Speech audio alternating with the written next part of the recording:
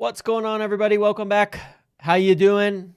Hope you're all well. I hope you've had a good week. It's been a long and interesting one this week, and certainly to get more interesting as we head into tomorrow's Manchester derby against City at home. Big game, obviously one we are not expected to win, but certainly is worth, hey, if we can pull it off, we can pull it off.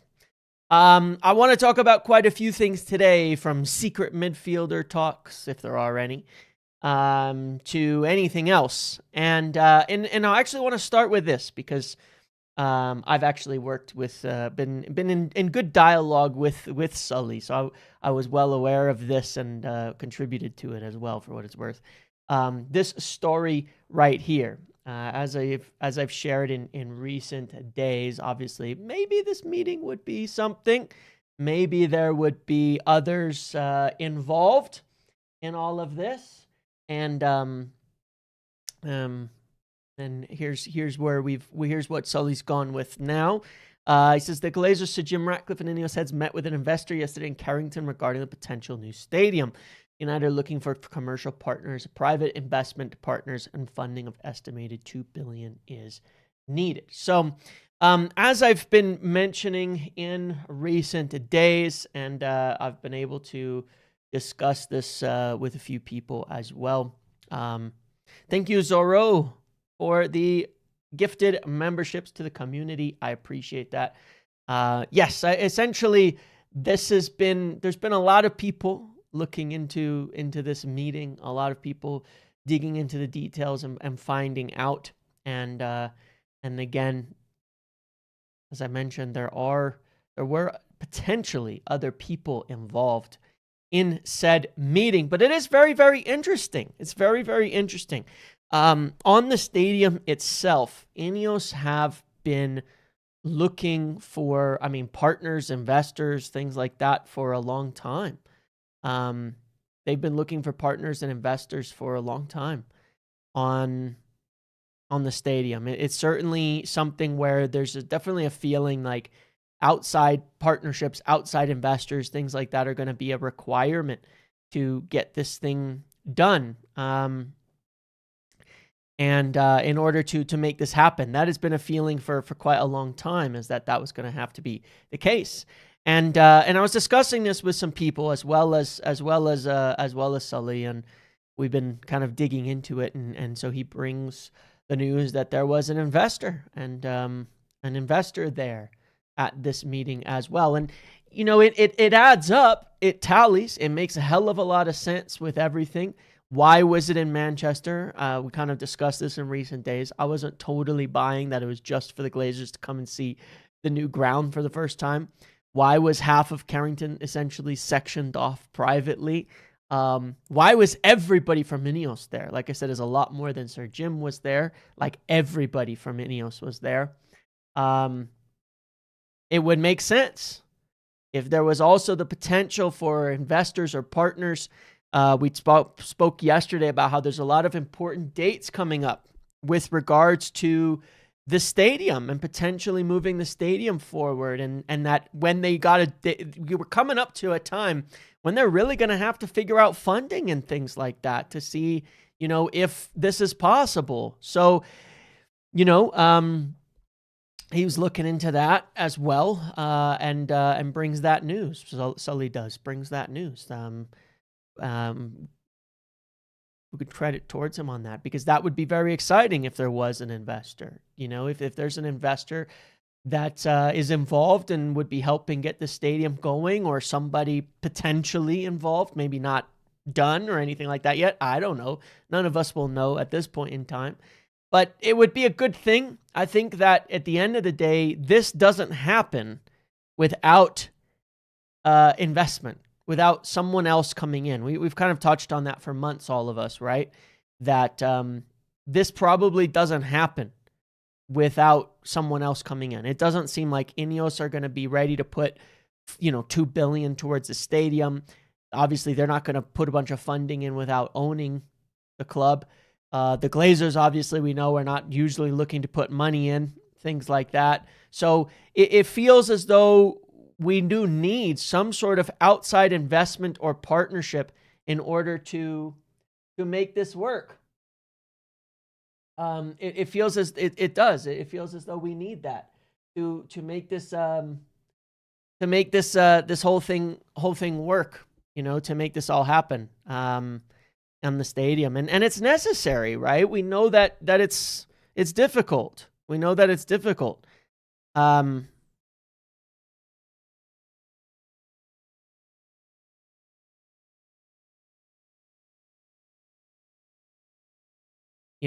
that it's difficult. Ineos are having their own financial issues. They're looking to sell Nice. That 180 million pounds is not going to make much of a dent. Maybe they'll invest it in United, but it's not going to make much of a dent in this giant stadium project and everything that needs to be done. So it to me, if there's outside investment coming in, if there's a potential third partner, if it's just somebody who wants to invest in the, in the property, in the development, in the stadium or something like that, that would be great. If it's just about sponsorship, we need that too. Naming rights, what is that going to worth? Anything that this club can get is going to be necessary. And some of the things they've been looking into, like we were discussing yesterday, the stadium investment, the naming rights, the training ground as well, sponsorship and things like that too. But regardless, there are more avenues this club needs for money to come in. And yeah, do I think that this has anything to do with the Al Turkey, I don't remember his name, the Saudi guy? No, I don't think it has anything to do with that. I don't think it's related to that. I mean, maybe, conversations. I always thought maybe that conversations about general stuff, you know what I mean? About general investments and sponsorships or something somehow got translated via telephone and ended up with somebody thinking someone's buying United. Well, maybe somebody was going to come in and propose funding of as a partner for the stadium or something. That was always my thought, is maybe that's how that story got kind of muddled in the water and ended up coming out in the way that it did. Could be, but I don't think it's like him or anything specific in that regard. But I guess we'll see. We'll see what comes of this. Like I said, out of this meeting this week, there might be news. Well, there's one thing potentially. Is there an investor? Is there somebody coming in on this stadium now to kick this project off? Some important dates are, again, on the 23rd, the council or the group or whatever it may be locally, I don't remember the exact thing, that's being formed by the government. That would allow technically United to start to force through that railway sale, comes into effect. Doesn't mean it has to be done right away. It just means that as of the 23rd, that's a week from now, they can start doing that. Anyway, on that front, but could the Glazers leave be coming from these things?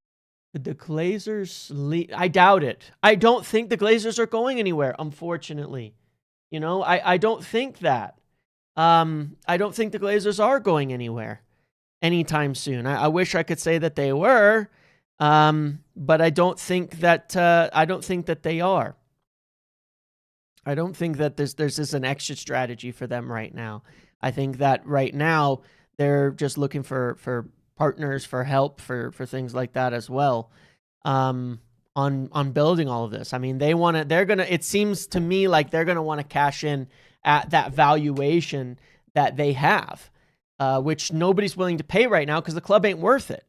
But when the stadium is built and the infrastructure is better, then I could see them cashing in or moving down to a smaller ownership level, where they simply can kind of cash in at that higher valuation. But I don't see why they would sell anytime soon in their eyes, or it would have probably already happened. I would hope that there's again a way that this whole situation can be leveraged where perhaps more is taken away from. Look, the stadium to me was always the thing. Like this is the avenue for which leverage can be got, where you could potentially buy more from the Glazers, have them reduce their controls to put the money into the club to allow for that will result in a higher valuation. So it becomes almost an investment on their side that results in a higher valuation for the remaining shares.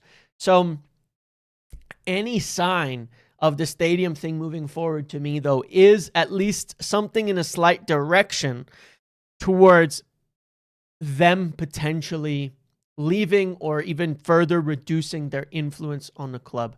That's my hope, and that's why the stadium thing is there. Don't use the word leverage. Well, wouldn't it be nice if someone leveraged them out, stuck a fucking long stick and just leveraged them right out of the place after they leveraged their way in? Can we leverage them out?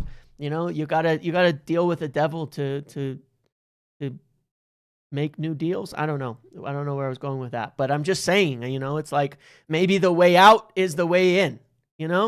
Every exit. Anyway, we're going. This is getting off.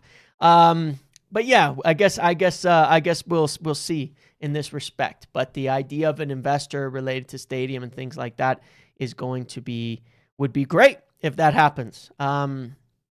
So that is only good news if that was a reason for why the meeting was done in the way that it was done. I'll be very happy. So yeah, hopefully more comes of that news that we have there from Sully, in addition to everything we've been following up on through the week in terms of this meeting. Hopefully. That's what we're looking for, right? That out of this meeting, out of the unusual sort of circumstances around it, in my opinion, that we start to hear things that are meaningful for the future. So we'll see what this turns into. But yeah, Sully and I have spoken a bunch in recent days on digging into this whole situation. And there may be more even. We'll see. There may be more. There may be more that ends up coming out of this. So we will see. But yeah, if he's here, he might be. I don't know. Either way, great job there. But yes, so that's sort of story number one at the moment is that. And I was sort of waiting for that to go live because I did specifically want to discuss it because I knew he would be posting something about it. So I wanted to discuss that. Then I want to discuss this, and I want to discuss this because, one, obviously I think this might bother people, but I want to discuss it for a slightly different reason. Alex Crook at TalkSport, and to be quite fair to Mr. Crook, he's gotten a lot of stories in recent times, or well-sourced stuff. But anyway, he says Manchester United have reservations about Luis Enrique due to his lack of Premier League experience. And I know some people look at that and instantly like scoff and like, holy shit, are you insane? Whatever, right? I don't know that this is much of a story, but it's just further acceleration of the idea we want a Premier League proven manager. I've told you that for the last 2 weeks now since this whole Amorim thing has happened. That is the biggest message coming out of the club. They want someone Prem proven. And I understand why this bothers people. I really do.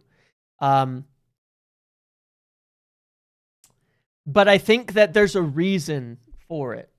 I think there is a reason for it. Okay. I think that in particular is rage bait, is a little bit rage baiting for sure. But the idea of a Prem proven, manager in specific, I do think it has merit. Okay. Because you have to back up for a second and say the counter argument is Pep had no Premier League experience, no Klopp. I understand that. I agree with that. Hold on a second. Patience, and understand the explanation. Okay. That is true. However, Pep did not take over from City at the bottom. Let's not misrepresent the situation here. Pep did not take over from City at the bottom of the pyramid. Pep did not take over from City when they were still learning. When they were still trying to rebuild their side. Essentially, they built it first and then had Pep come in to a mostly finished team. Okay. The other ones, guys like Fergie, I understand he had no Prem experience, but by the time he won a title, guys, it was 6 years, right? It was 6 years into the project that Fergie had Prem experience. He had 6 years. So you could say he was not a Prem-proven manager, but he was. By the time Fergie was winning, he was Prem-proven.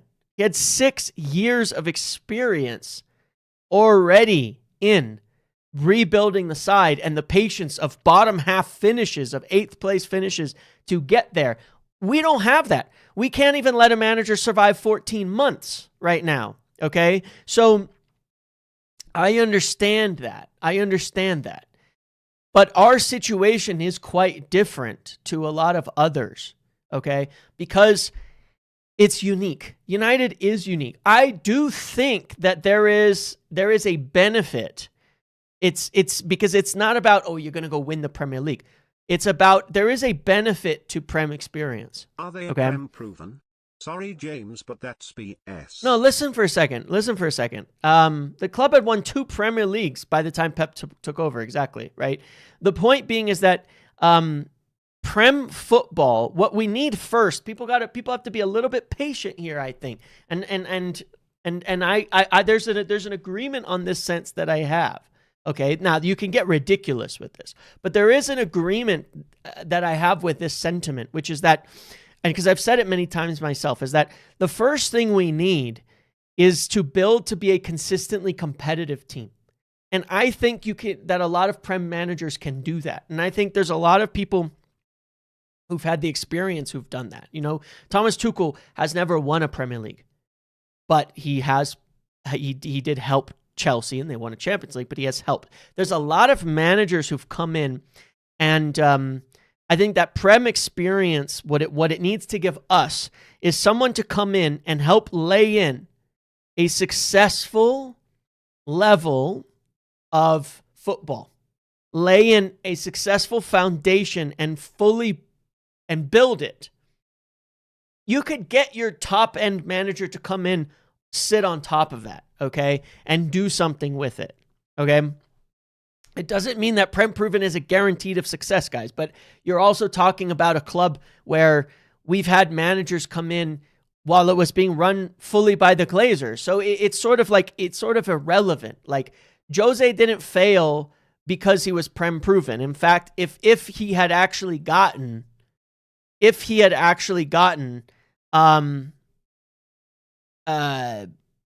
proper backing, who knows where it could have gone. He said his second place was the best accomplishment of his entire career. Probably was, frankly, when you all consider it. Imagine if he had had a team that could have actually competed, you know? But still, it's Prem experience. It's Premier League experience. Understanding the idea that you have to know how the Premier League plays football. Premier League experience.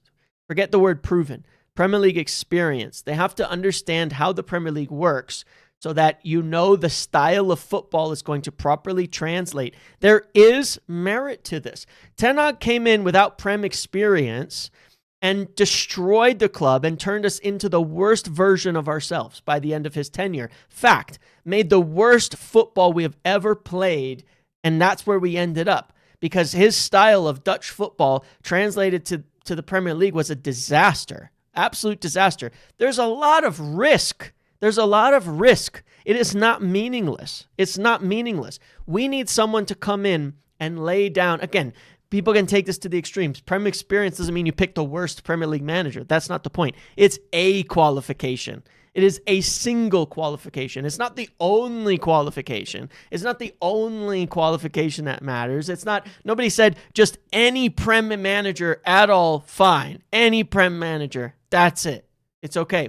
And it's not to say that there aren't people who've been successful that haven't been Premier League managers. Nobody's saying that as well. Okay? But we do need it. We do need to be able to play consistently. You know, Arteta is a Prem experienced coach. He spent years coaching in the Premier League. True or not? He did. And he helped rebuild Arsenal with a style that fit the Premier League. He did, from nothing, took it from the bottom to where they are now based on Premier League experience, a style that probably doesn't work in other countries, but works very, very well in England. Okay, so if you want to use an alternative example, he had somebody who had no experience, no head coaching experience, but was Premier League experienced, and he turned that over. It's a qualification on the basis of that we need to build an identity that nobody else has. I agree with you there. No manager or not cannot win without quality players. They got Semenyo and Gehi while we're funding parties. Yeah, I totally agree. It's ridiculous on that front. It's absolutely ridiculous on that front. The fact that we can't compete with these guys, we can't compete with them, and that they're just buying players over and over and over, and we can't do anything about it. The difference for United that people still haven't yet grasped, and why I back it personally, is that we've been the worst run club for 15 plus years, my guys. So our situation is not necessarily comparable to so many others. It may require unique circumstances because it is a unique club. It just is. It's a unique club with a unique set of circumstances. And I think that people are still believing you could bring in somebody like Enrique and suddenly everything's going to be fine. Brother, we're not even ready for these types of things. You know what I mean? We're not even ready. We're not ready for guys who are going to do everything and win immediately. I don't think we are. You take someone like Enrique and he's going to look at where he is now and what kind of project he wants next and what he's trying to do. We haven't finished, guys, we haven't finished. I think suddenly people believe we're done rebuilding our football club and just ready to go. We're not even close, man. We're not even close. We're so far away. We still need, okay, look, here's the thing, guys. If you think that we're ready for these guys, then we should be getting Champions League. Then I guess Amram did an incredible job because in 14 months, he took us from 13th to we're ready to compete. It doesn't the feelings don't match up. The feelings don't match up. People feel we're ready for that big manager who's going to take us to the level of winning titles. We're not. We're not. We're not ready. We're nowhere close. We don't even we don't even know how we play football yet. We're not there, man. We still have to rebuild half this team. We still have to rebuild half this team. Otherwise, I guess Amram did an incredible job if suddenly we're all ready. We're not. We still aren't. Look at how we're getting ripped apart in the Premier League every single week. We don't have a way of playing football that is ready for the Premier League yet. We don't have a physical, demand that can meet it. We need to lay in a serious style of play and a serious squad and then see, do we have the guy that take us to the top? That hasn't changed. That sentiment hasn't changed from last year. That sentiment hasn't changed from summer. It shouldn't have changed from summer. It shouldn't have changed from anybody. This, like I said, I don't think people are ready for the time that this takes. Even if we want to compete in 2028, that means that we're not competing now. We need to get somebody who can do the basics at the right time. That's just the truth of it. I think that Jose was a winning manager when we brought him. LVG was a winning manager when we brought him. Ruben Amorim was a winning manager when we brought him. So was Ten Hag, a winning manager when we brought him. They came to United and they lost. Because the better the manager is, the higher level these guys like these Enriques, they want something really, really specific, actually. They want something really, really, really specific. In general, we got to build it. We got to build it. We keep talking about it, and then people get impatient in 3 months and say, "Well, let's stop doing it." No, we're not ready, man. Like, we're just not ready. We need like a again, I've said this before. We need a somewhat unsexy, like, stable appointment, which is why I quite actually am happy to see what Michael Carrick can do following Ruben Amorim for the next few months.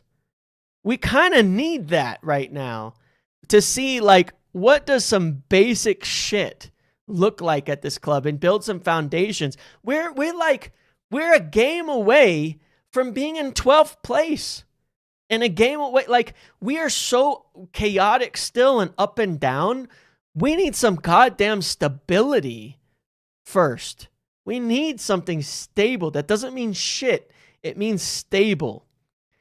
We need stability right now. And what you get with a Premier League experienced manager,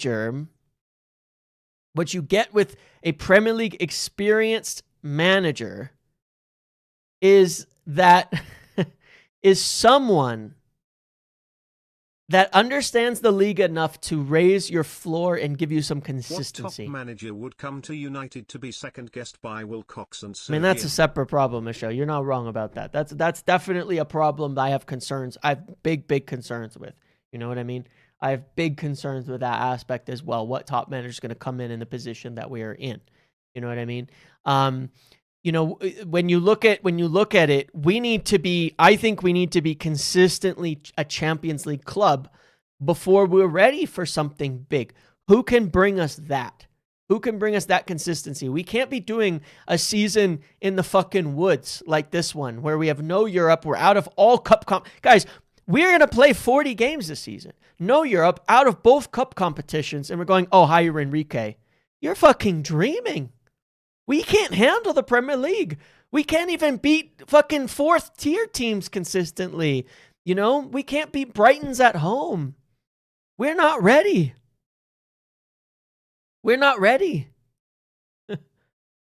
We're just not ready for that. I just don't think I don't think we are. You know, I just don't think we are. I just don't think we're ready. You know, I think that's the thing that matters, is that let's be ready first. You know, like, we need to treat ourselves like a mid-table club. Who's the manager that's going to take us from mid-table to Champions League? That's going to help us build the team, not be impatient, not put the cart before the horse, and help us go from mid-table to Champions League.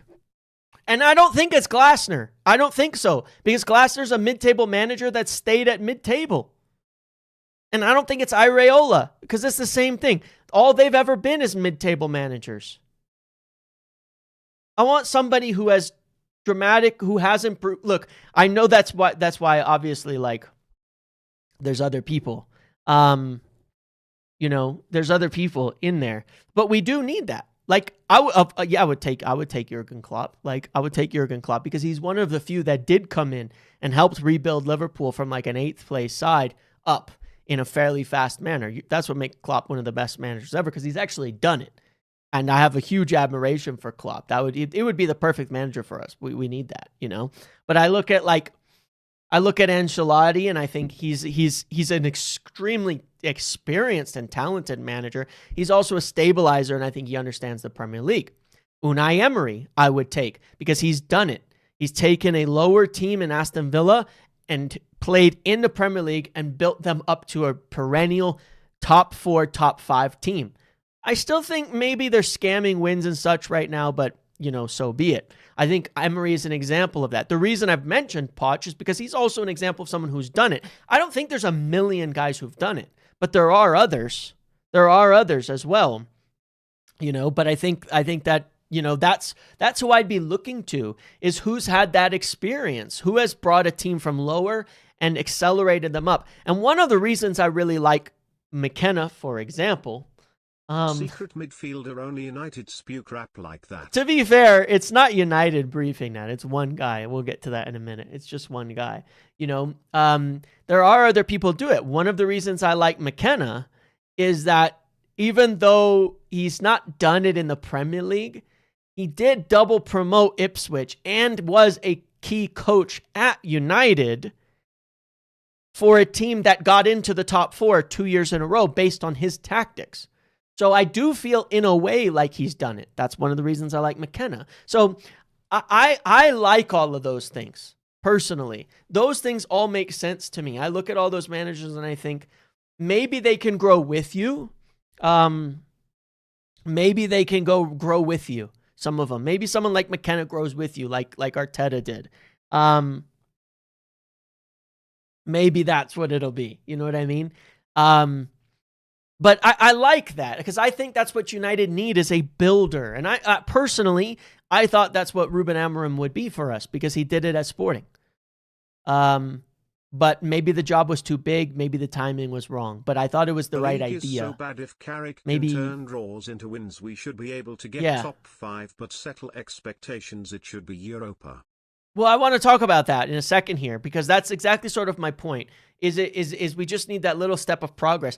I thought Ruben Amorim would have been that guy because it is what he did at Sporting. It was the right idea. You look at like what he did off the pitch here at United, for example, what he's done in terms of the overall club building.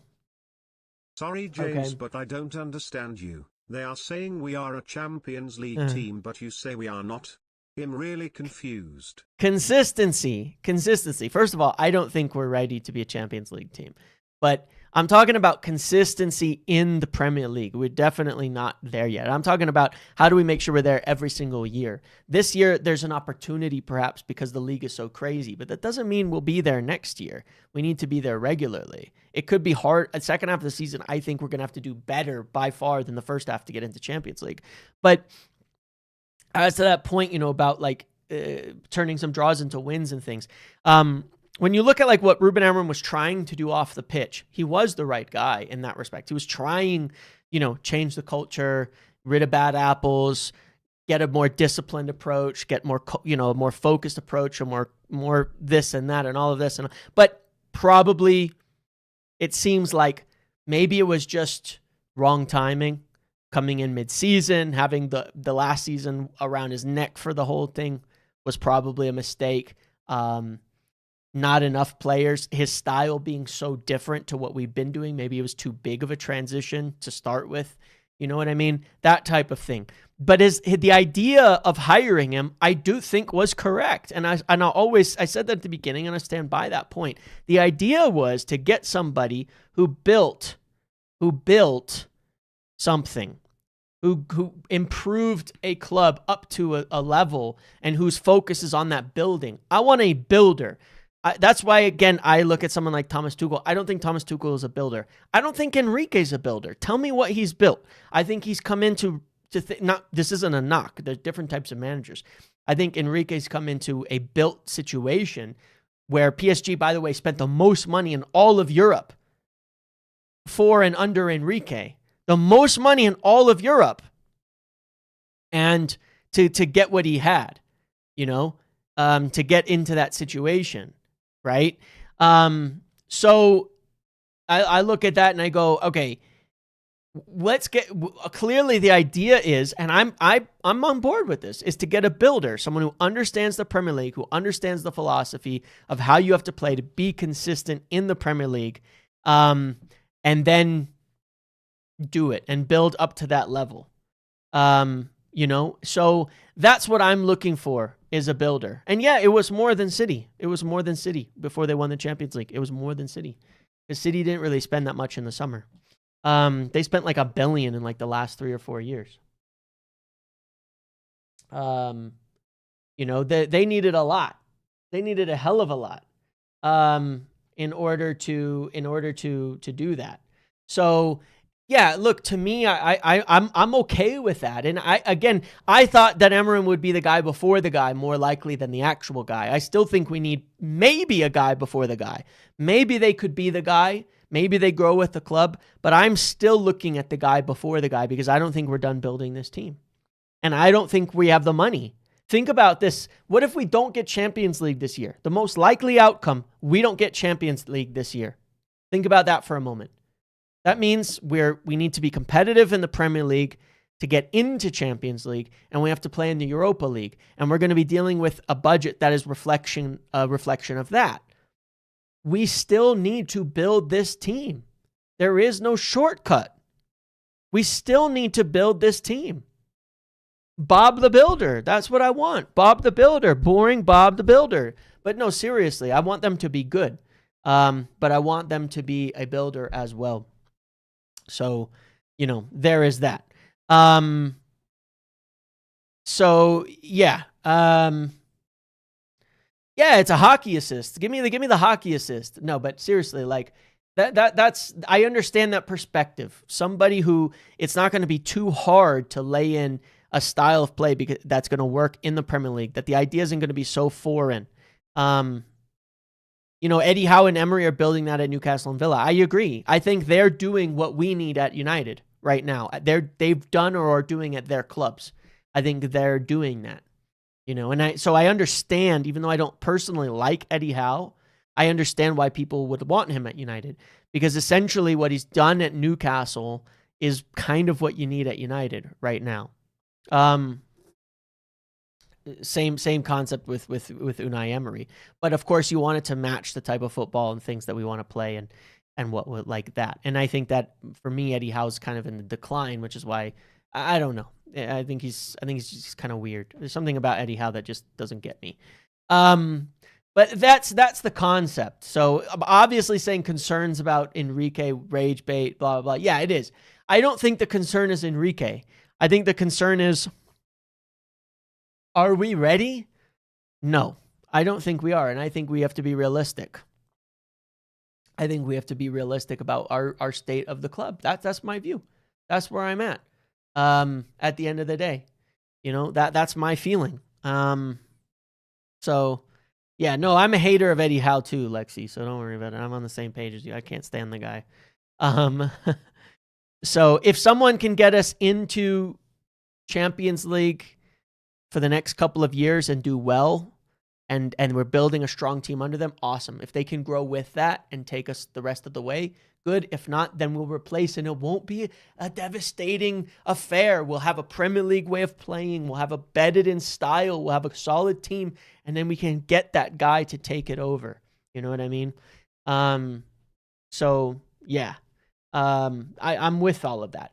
That being said, I really don't want it to be Glasner. I get the strong impression that a lot of Glasner stuff is definitely he's trying to push his way into the job like this, trying to leaving Palace, and he is looking for that next job. You know what I mean? And he's probably got people pushing his name to United's front door and saying Glasner, and they've got links to some people like Vavell at United. But I think, as I hear, a lot of it's probably coming from his side pushing its way forward. I just hope United don't get tempted, because there's managers who've done a lot better than Glasner in the Premier League.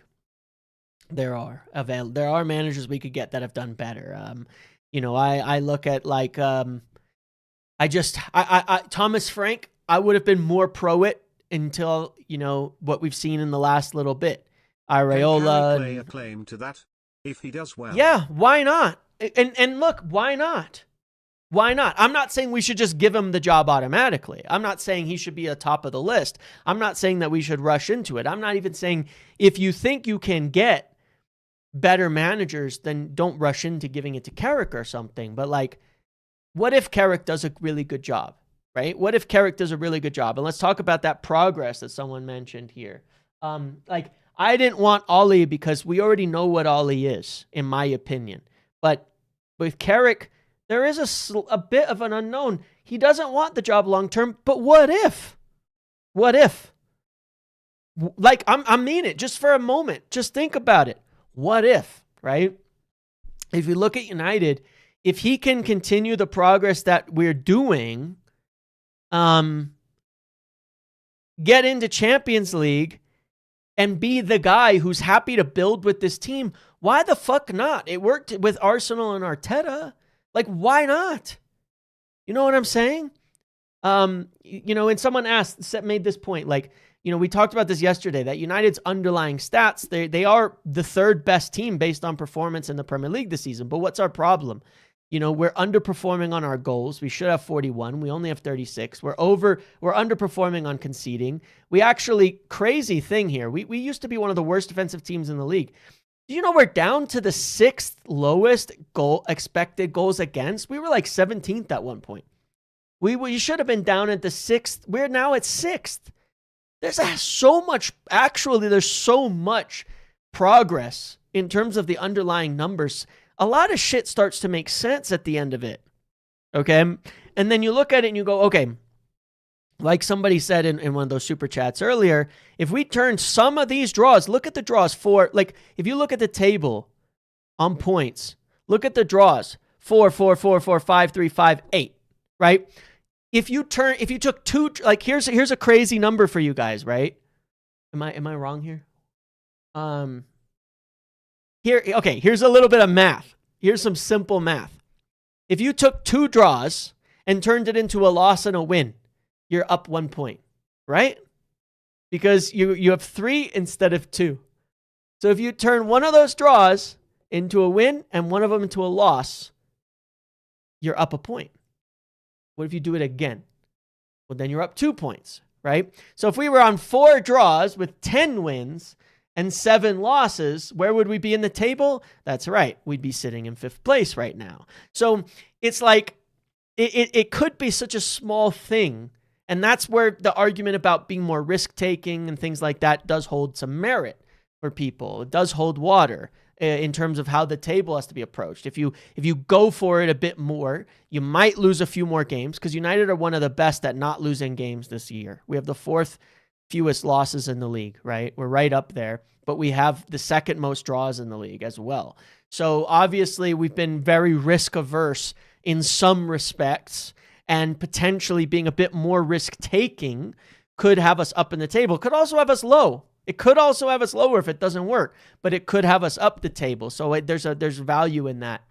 But if Michael Carrick can take the rest of the season, get us into Champions League and do well, what about giving him another year to keep building this team? Or even Europa League. What if it does well? What if he does well?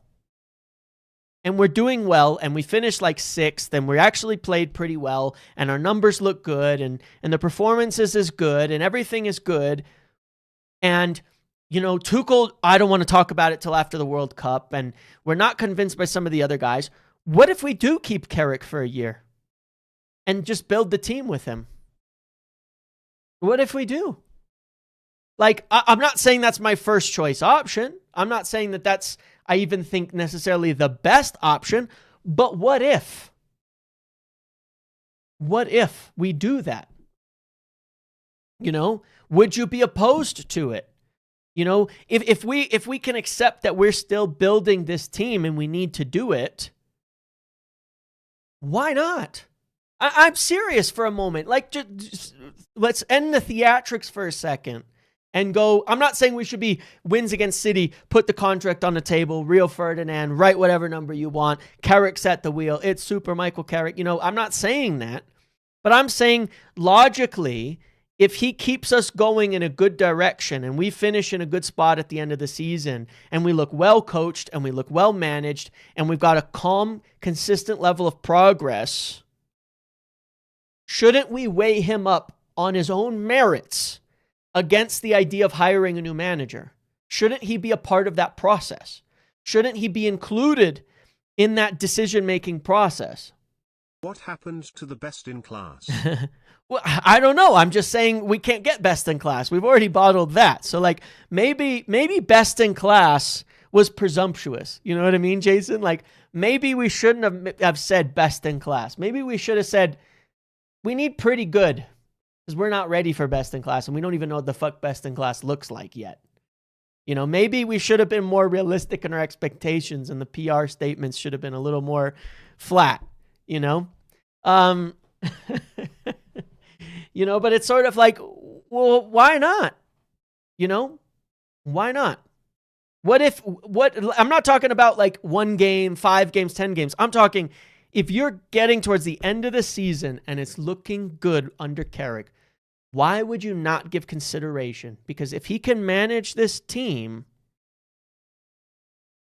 and give us another year where we have a good summer, we have a good rebuild, we're in Europe, and it looks, and we know we're going to have consistency, and then he can be the guy before the guy. So you're saying, oh, I want Enrique, I want these guys. Well, maybe we don't commit to some other manager yet, and we just ride it out with Carrick another season, take those small margins forward, take those small steps forward, and then we're ready for anybody.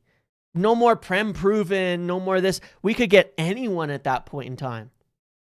And they'd be saying, well, yeah, look, I see consistency. I see you built a team. You know, you ended up finishing that season on the upswing, and you finished that other season on the upswing. And then they might be clamoring for the job at that point in time. It's possible. It might be the better long-term concept here. It's not a terrible idea. It's not a terrible idea, depending on what we can get. I'm not saying it's my choice A. I'm not saying it's my choice A, but I'm kind of looking like if we're realistic about our position, then maybe we'll be in an even better position the following year, actually with real consistent progress, and then it'll be an attractive destination for a truly exceptional team, a truly exceptional coach, the best coach in the world or something. You know what I mean? Like maybe then we're ready. That's all I'm saying. It's something to think about. Sometimes boring is okay, you know? Sometimes settling for stability over drama, you know, is the right choice. Just is. It just is, you know? It just is. But anyway, it's just a thought. It's just a thought. It's something to think about. It's a type of thinking I think will come into play. Obviously, it depends on how the next few months go as well. You know, it depends on how the next few months go as well. But look, we did it with Oli, and to be fair to Solskjaer, it gave us our best platform. Did it not? Would we all agree that going to Oli at the time that we did and building under Oli built the most consistent United team, not the best, most consistent since for Sir Alex. We were the first time we were in the Champions League back-to-back years since Sir Alex, correct? It was, I think that our mistake at that time, my opinion, was one, our recruitment was mid. Very, very mid to bad. We made terrible recruitment decisions at that time, bringing back Ronaldo, Sancho. We just screwed it all up. And secondly, that I don't think Oli was the guy to take us up another level. And I think that we were not able to observe that, right? Like, wouldn't it be nice if we sacked a manager because we were a top 4 team and that manager couldn't take us to titles? And we're saying, all right, we need the real serious guy who's going to take us to titles. Versus having to sack a manager because we're in 8th or 12th. You know what I'm saying? Like, as a club, that's where we should be, my opinion. Where we're making a manager change because they're not helping us win a title, not because we're in 8th, 10th, and 12th and it's disastrous. That's the consistency I'm looking for in the long term. But, you know, I think that we rode the hype with Solskjaer well beyond its date. And there was a point where we should have transitioned over to the next guy. quicker, sooner. And then let's just back up for one moment. What if we had not done Ten Hag after Solskjaer and said, oh, you know what? You've been building this style of football. Instead of taking a natural progression forward, we're going to go rip it all up for this Dutch bald guy who's going to sell us a ton of SEG players and want to play totally different football. Move him upstairs, sirs, and get a tactical guy. Celtic. Maybe, that was compounding on the mistake that we made with Solskjaer. Is at the end of his run, we hired the completely wrong guy to continue it. And went the opposite direction again. And so we ripped up all progress that was made. So I don't know. It might not be a bad idea. But regardless, the original point that's now gone on is that they are looking for Premier League experience. And I think the implication is that we want consistency in the top four. Ten Hag was the man at the time. He wasn't, though. Here's the crazy part about it, okay? This is the point. And here's the point. Even if Ten Hag was viewed as the best coach out there, I will tell you with 100% certainty that they did evaluations within the club on what coaches would be the best to continue and evolve on the Ollie project. That continuation, right? That consistency, that going from one guy to the next without this oscillating swing that Sir Jim was talking about. And that was not Erik ten Hag. And the recommendation from the football area was totally different. And that speaks to the danger of just going for the next hype manager, the next big thing, with no consideration for continuity in what you were building from a football standpoint. Those evaluations were done. Even under the Glazers, they were done. Just because they were always ignored and every football evaluation was ignored by Woodward and the Glazers and such, doesn't mean those evaluations weren't done. And I tell you 1,000% that he was not the right guy to take over from a football continuity standpoint. And that's the reality of it. That's why I wanted Pochettino at that time. And that's why I was so hard on it, is because I knew for a fact that that was the guy that they figured that's the right way to continue the Ollie project, to play the similar type of football, but take it up a level. And that was the evaluation. And they went the exact opposite direction, and our club fell into fucking ruin. It was destroyed. It was absolutely destroyed, by that, by swinging all around. Everything we had done had gone away. So they ignored it. And I'm just saying that's what we can't do in the next instance. As long as we have continuity, I think we'll be okay. And then the coach shouldn't be that big of a deal. A lot of people say we should be able to hire and fire managers every year. Okay. So then if Carrick's good and it goes well and we keep him for a year and we're not building for Carrick, we're building a team, then it's easy to replace Carrick. No biggie. That's how it should be.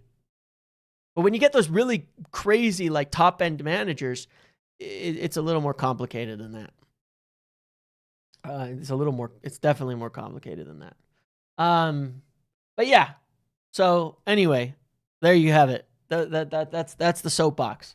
I think there's multiple options here. But I do get what they're trying to accomplish.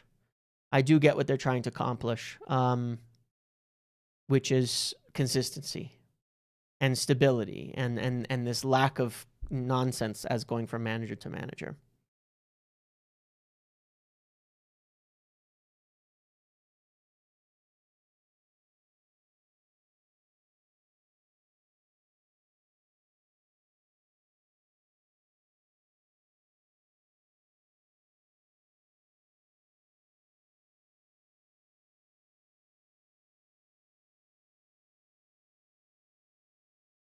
So yeah.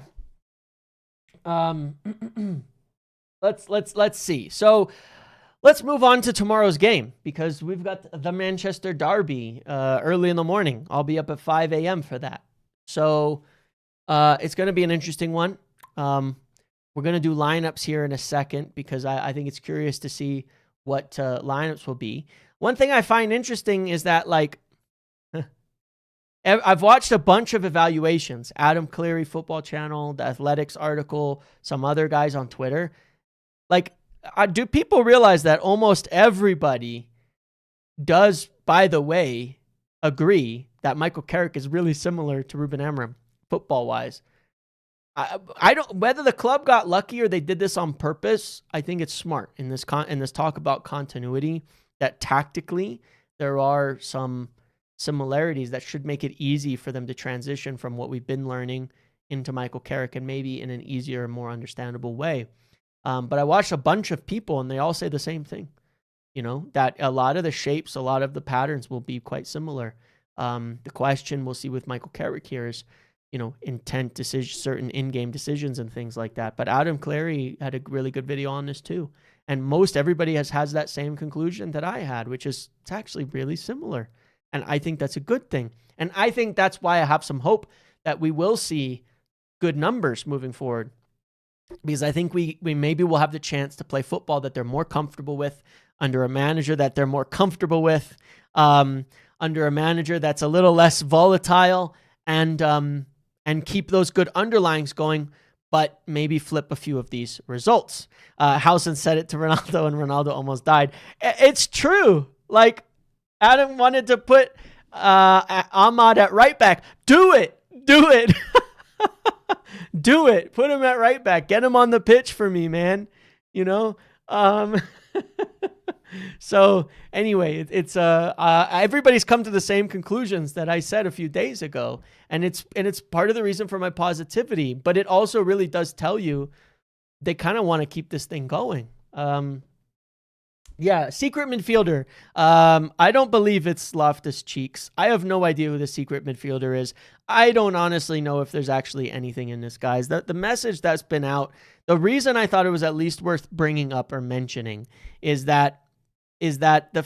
because we just had this meeting, and I'm like, so we just had this big old meeting. Is there any chance that they came out of it and said, go get a loan? Just go do something. Because I know there was discussions with Wilcox directly, whatever that meant at the end of it. Could we go get somebody? Could it be Fred, Jim? Could we get a loan for Fred from Fenerbahce for the rest of the season? No, but seriously, like, that's the only reason I even wanted to talk about it is it's kind of funny. Is there the tiniest hint of a chance that there's some truth in this? Is it Weston McKennie, right? I think that was the conclusion that I reached. Is it McKennie? But McKennie never played in the Premier League, did he? Did he come to play in the Premier League briefly?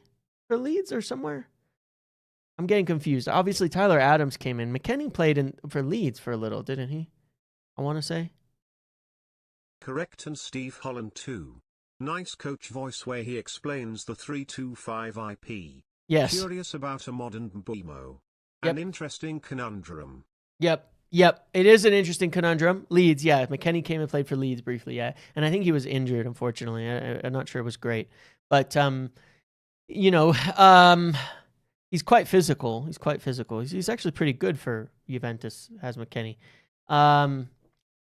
Is it Ruben Amorim? Is he coming back as a player to say, fuck you guys, I'm going to show you how it's done. I'll fix the midfield myself, maybe. Just kidding. But yes, I'm interested in that and that Ahmad and Mbeumo thing, and I want to talk about that in terms of the lineups. But yeah, I'm curious if there is anything into that. Maybe in one of these meetings they said, all right, fuck it, let's go get somebody in on a loan or something like that. That's the only reason I brought it up. Nobody else has said it. The message has mostly been very clear. No signings. I've not heard anything to indicate a signing is coming. I don't think anybody I know has. So we'll see if it was true or just BS at this point. It is what it is. But I hope I could hold out hope that they've just said, we'll just go loan someone in. We'll just go loan someone in and figure it out. So we'll see. We'll see on that front. But no, I don't know who it is, but I don't believe it's Loftus-Cheeks. I don't know who it is at all, actually. So yeah, but any sort of midfielder would help.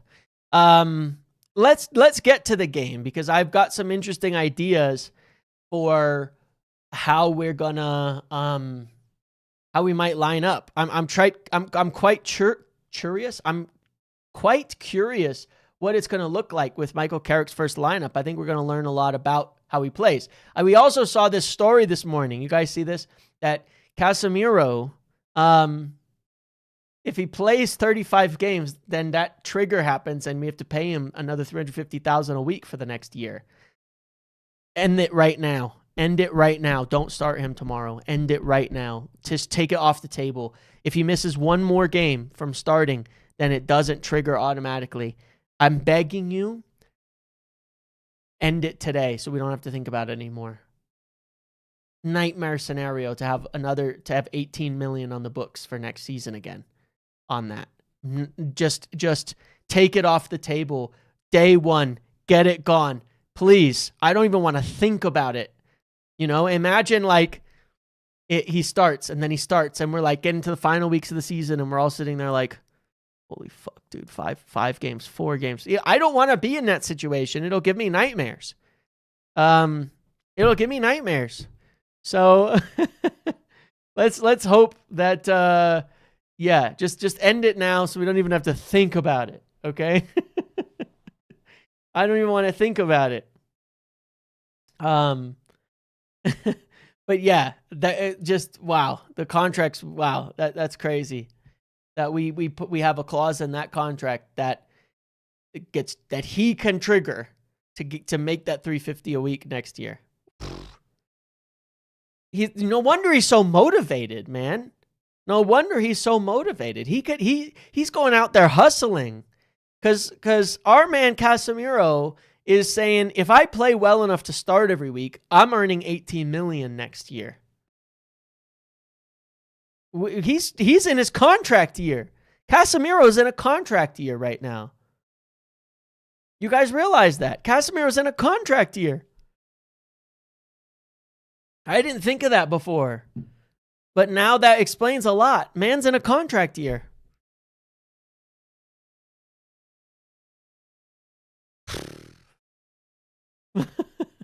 I'm worried what happens as soon as he can't trigger it. Is he going to suddenly stop playing? Oh, man, it's crazy. So, all right. But let's talk about the game tomorrow. First and foremost, I got to mention, you can get your picks in for the morning. Phil Foden, goal or an assist. Practically a guaranteed. I usually don't make my picks against United, but Foden's going to get a contribution. It's almost guaranteed, right? Bruno's a good bet, and then who knows? But I think we could shut down Doku and Haaland. If we pick the right players, I think we shut them down. I think we've done a decent job at shutting them down. Not the last game, obviously, but, like when Nicky Butt and Scholes are talking about Lissandro, but Haaland has blanked 5 out of 6 games against Lissandro recently. And I'm not even that high on Lissandro, but we've done a good job at dealing with City. So I was thinking about that when I was looking at these. Like, I think we could blank them again, for sure. Yeah, but these are your picks. Get your picks in. It's early in the morning, so I'm not going to be doing it in tomorrow. But first thing. But let's get to the lineups. Let's do our vote. I know I'm worried about Semenyo. Who's who I'm worried about most. Obviously we're gonna have Lamens in goal, but I'm curious for Carrick. What do you guys want? Like, I'm curious to see what people pick for the Carrick thing here, because like Carrick is different to Fletcher, right? Carrick is different to Fletcher. What can we do? So let's start at striker. Should we keep the Šeško train going, or should we get Cunha in there? Let's see. Let's do our votes here, though. I'm going to stick Lamens in, obviously, but beyond that, I'm not quite sure of any position right now. And I'll explain in a moment here. Yes, please do smash a like on the video while you're here. It helps a lot. It's free. It does a lot for me, for the channel, for everybody. De Ligt is still in the upside down. We need to rescue him from the Mind Flayer, apparently. Yeah, he's literally in the Upside Down. Like, he hasn't been seen. He's missing. They've got lights on the wall of Carrington, and it's like, beep, beep, beep. They're trying to find him. Don't know. I don't know what to do about that. Maybe next season we'll find Delict the dastardly and rescue him from the Upside Down. I don't know. I have no fucking clue what happened now. I mean, I do to a degree, but I don't know when it's gonna end.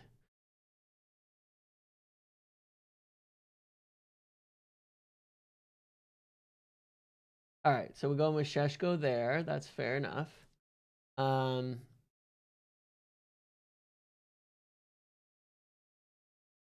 Let's go right wing.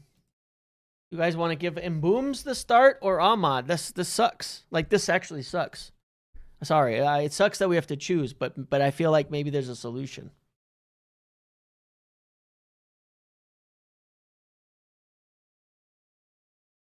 What if Carrick goes with a back three? I think it'd be hilarious. I think there's a solution to getting Mbeumo and Ahmad in the team, but I'm trying not to influence this.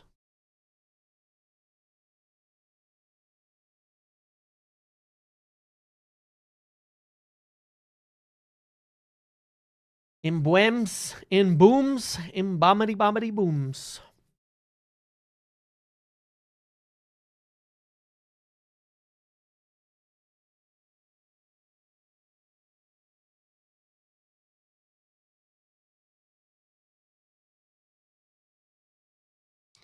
James, take on Lacey. Lacey's great. I think it's unfortunate that he plays in the same position as Mbeumo and Ahmad.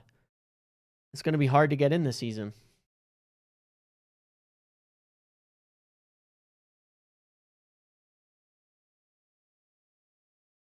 Ahmad at the 10 and Bruno deep. I like the way you think. I feel like Carrick's going to want a passer in deep. All right, so here's what I'm thinking. Let's go to the left wing. Should we go Ahmad? Should we go Mount? Should we go Cunha? Should we go Bruno? Like, what kind of left wing are we doing here? Because I'm going to give you all these options at the 10 and in other positions too.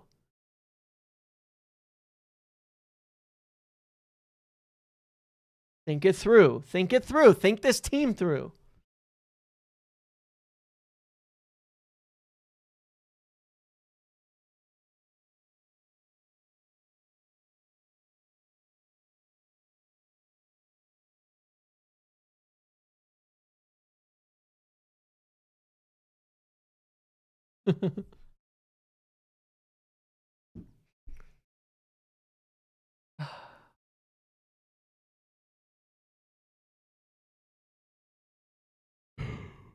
I would not be benching Cunha for a City game. Like, this is the exact type of game I want someone with Cunha's mentality, personally.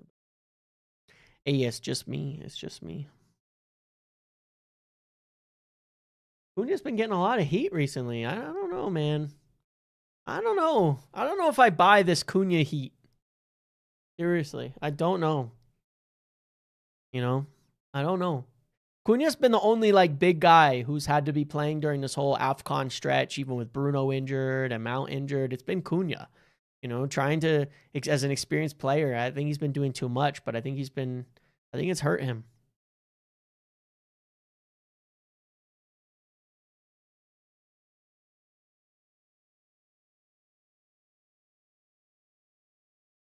Ball carrying ability. Yeah. I'd be interested to see this. Ahmad out wide, Cunha in the 10. That's an interesting concept.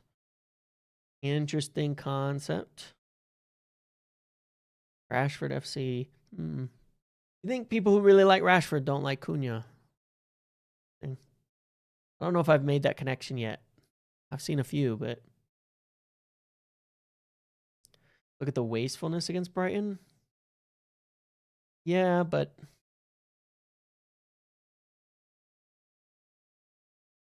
I don't know. I think that we still need a player like him. And we just need him to find his form. It's not like he's been here long.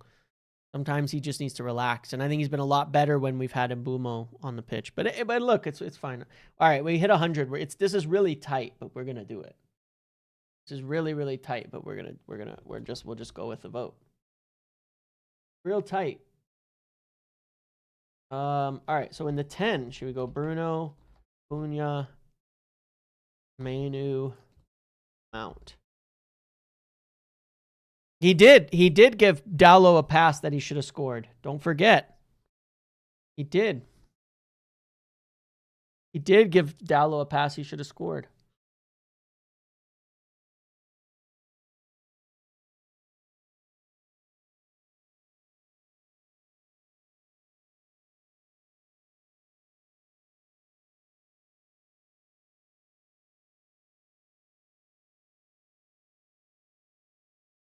No doubt Cunha's got to get going. No doubt about that. Like, his performances haven't been amazing, and we want more, but no.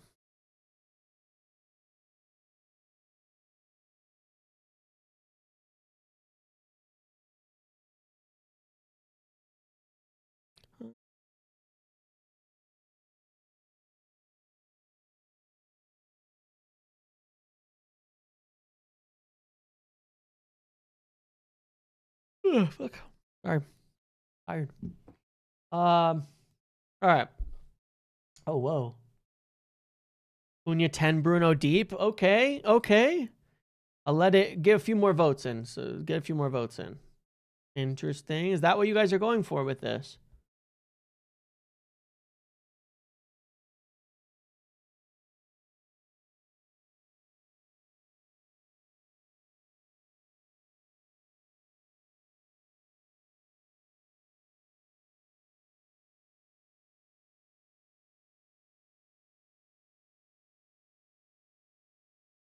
Oh, no, it's back level. Oh, Bruno's taking the lead.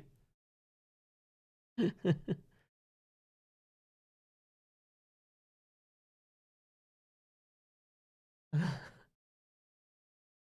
few more votes.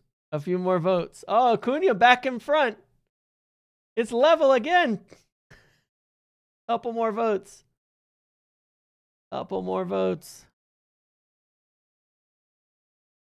Oh, it's going to be Bruno. Oh, wait. The votes went and then unwent. Yeah, it's done, guys. It's Bruno. All right. Bruno's won the vote.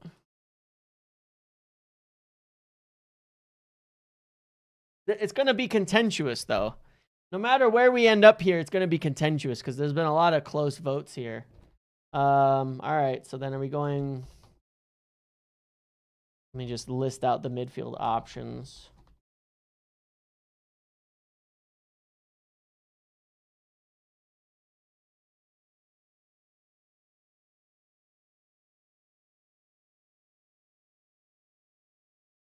It was close, and then right at the end, like 6 people voted for Bruno in a row. No, Ugarte Mainu's going to win this, right? Or is it going to be really close between Casemiro and Ugarte?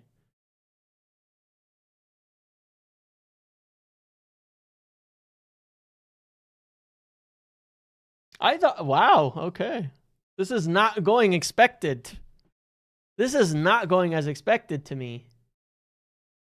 I thought everybody was going to, I thought Mainu was going to win like every vote now. Easy. Well, it's getting tight. It's getting close. Can't have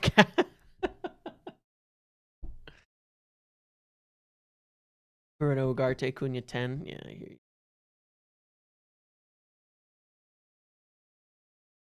Pass and Ugarte is needed. We're going up against City.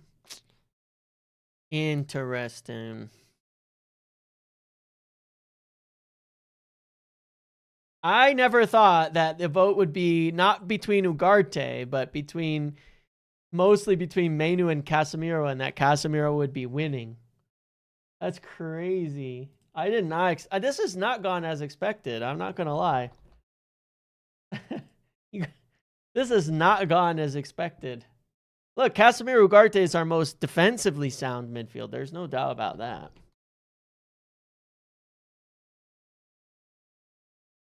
Guess I can throw Dallo.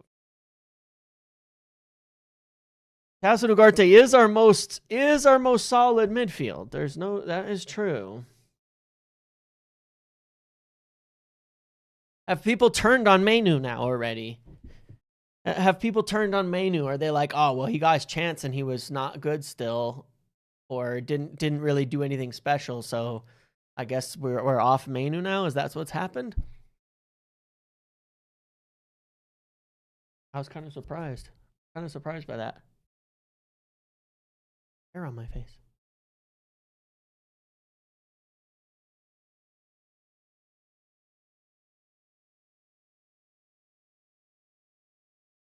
Hurts.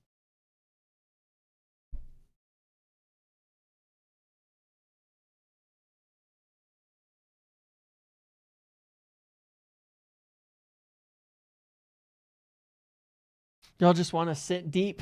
We are not good defensively. City has defensive injuries. I want to win 4-3.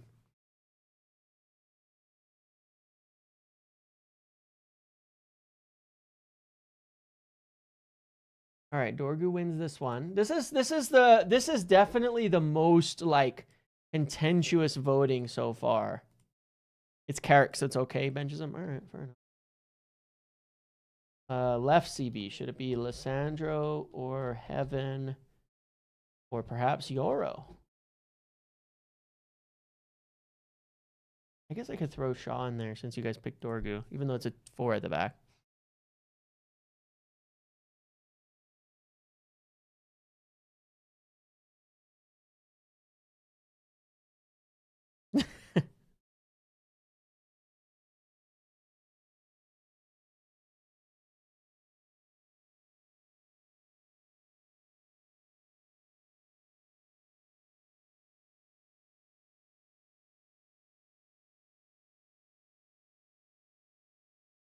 We have looked at Murillo, by the way. I mean, we have looked at, I mentioned a while back, we've looked at a ton of center backs, including Murillo being one of them, but yeah.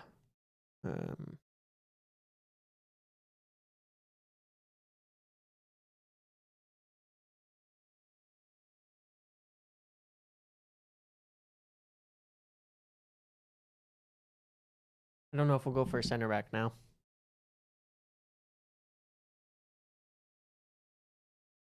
All right. You guys have gone with Lisandro Martin. Right seat.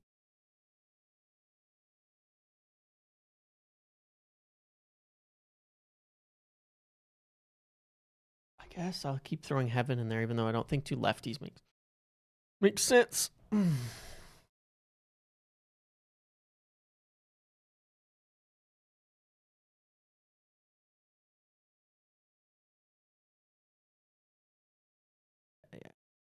Smart people on this vote.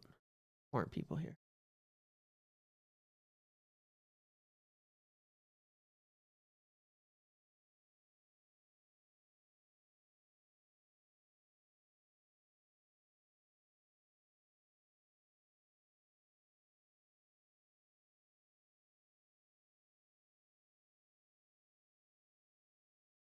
Yeah, set pieces and such, Maguire, yeah.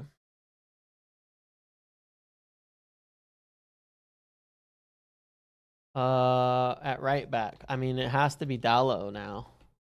Like,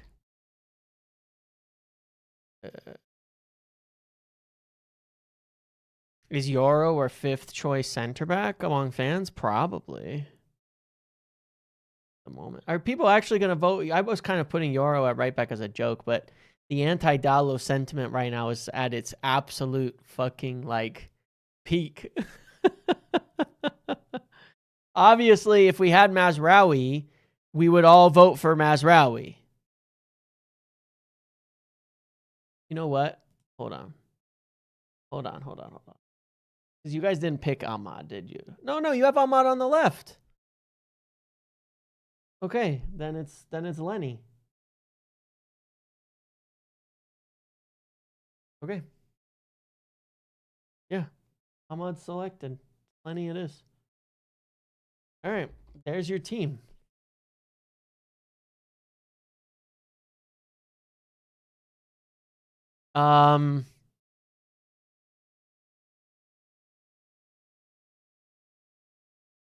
Okay. It's about what's expected. I think some of these choices as a team are a little funky, but an interesting team.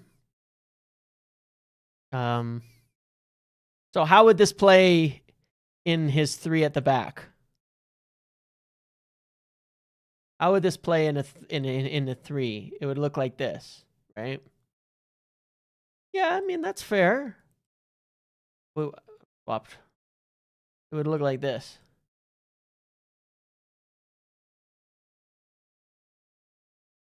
This is how it would look like in possession. How'd you guys vote for a fucking 3 at the back team right after Ruben Amorim gets sacked? How? After all this shit, you killed the man, but not the idea. 1 vote in, and you guys have picked a 3 at the back team. Like, this is literally. I mean, look, it's whatever, right? But like, what the hell, man? How did I get so much shit? And then the community votes for a 3 at the backside right off the bat. No, but for real, obviously this was a very contentious team. So this is the team you all voted for. Here's mine.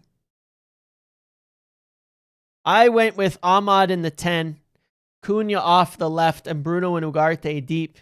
And I went Shaw and Dallo here because I wanted us, and I went Heaven here because I wanted more pace here. I wanted a bit more size and a bit more pace. I thought this might be the best defending unit we have at the moment. Shush. I know, Dallo jump scare. Obviously, if Mazraoui was available, he'd be in the side, right? I went with Bruno deep so that we could spray these balls down the line. Spray the balls for Mbumo and down there. I went Ahmad in the middle so he can support the press and so that he can pick the ball up in some of these central areas, evade, draw fouls. Cunha can get a little bit of attention off him by having someone like this.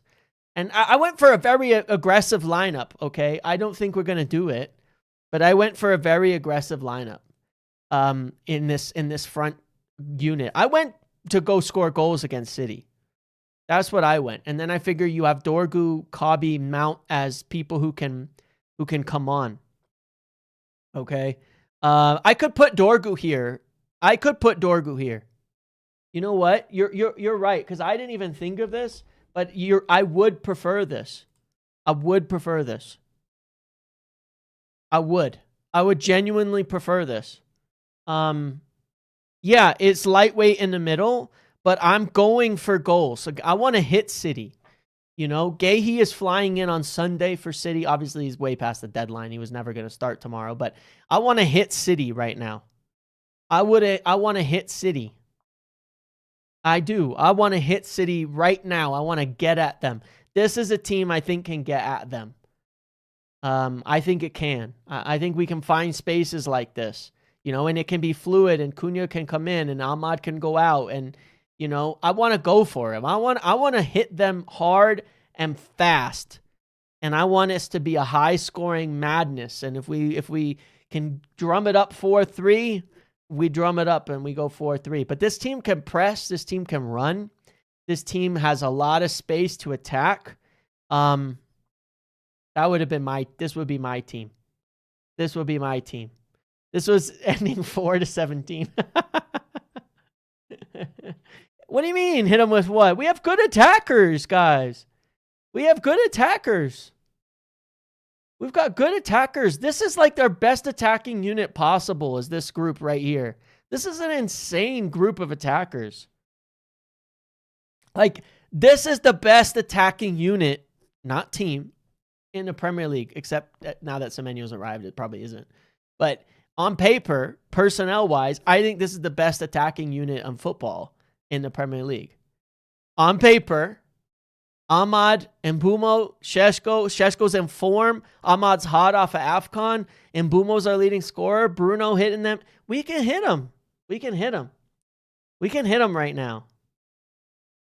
You know, this is definitely the definition of like, you know, that guy, you know, the big bulky guy with skinny legs. Like that's us. We're you know, we're big. We're SpongeBob. You know, we're huge. And yeah, just don't look at our feet. But still, I'll take it. I want to go for them. I want to hit them hard. Just play 3-4-3. Let's see who does it best. Yeah. I just want to go for it. You can always change it to be more defensive. You know, you can always change it to be more defensive. And then back it up, you know, throw here, throw Mount in here, or throw Bruno up here, throw Casemiro on later. You know, I don't care. You can do things, but like, just do something exciting. Catch them off guard. You know what I mean? That's all I'm saying. I want to hit them where it hurts. And that's running at those center backs. We're at home. Let's get Old Trafford rocking from minute one. Let's just get at them. Anyway, those are my feelings. That's how I think. I just want to see something. Mount for Ugarte, don't be too conservative. Mount for Ugarte, don't be too conservative. Yeah. Why not? No, but I think Ugarte would be necessary there. But no, it's serious. Like, get a couple goals, get a goal, and then settle in. We can do it. Let's take it to them. You know, that's what the people want. It'll be 5:30 in the morning. It's the early kickoff. Just go for it, man. We're expected to lose. Everyone thinks we're gonna lose. Same when we go against Arsenal. Do the same thing. They're shit anyway. If we lose, it's gonna be on set pieces. So we might as well go for it. If we lose to Arsenal, it's gonna be set pieces, right? We all know it. So I see it the same way. Fuck it. Let's just go at them. Everyone's expecting us to lose. Let's go try to win these games. We could play smarter in games after. In these ones, let's go try to do something. Let's shock the world. You know what I mean? That's my feeling. That's the reaction that I want to see out of this team right now. We're all expecting to lose. So let's just go for it. We have nothing to lose in that respect. Let's be dangerous. So, okay.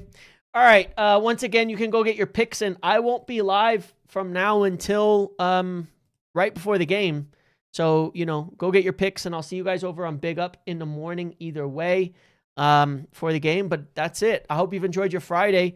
Let's see what Carrick has in store for us. Appreciate you all. Once again, we'll see if more comes from this meeting. Turns out the hype I did earlier in the week may not have been hype. It may have been real. It was real. That there maybe were things to come this week. We'll keep digging, but perhaps there's change on the horizon. Okay? Thank you all. Enjoy the rest of your Friday. I'll see you tomorrow. Have a good one. Goodbye. See you earlier, bright and early, and then afterwards here on YouTube again for the post-match. Goodbye, everybody.